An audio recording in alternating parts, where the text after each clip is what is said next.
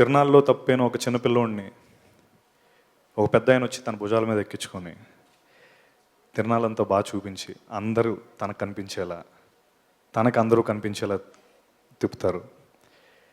అలా తన భుజాల మీద ఎక్కించుకొని నాకు ఇండస్ట్రీ చూపించిన వ్యక్తి పూరి గారు. Thank you so much sir. అయితే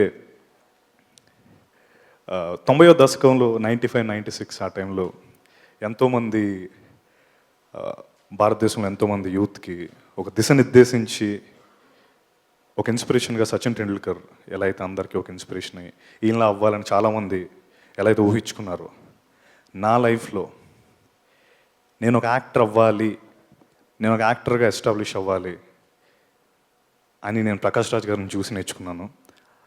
ఆయన నా ఇన్స్పిరేషన్, నా మోటివేషన్. ఈ రోజు ఇక్కడ నేను నించొని ఒక యాక్టర్గా మూవీస్లోకి వచ్చాను అంటే దానికి రీజన్ ప్రకాష్ రాజ్ గారు మాత్రమే.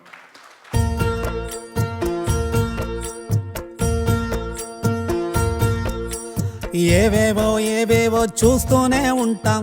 జంగయ్య గారు దాని బాగానే చేస్తున్నారే, మంచి మనసే. ఏమేమో మాట్లాడుతుంటాం, పనికొచ్చే విషయం తప్ప.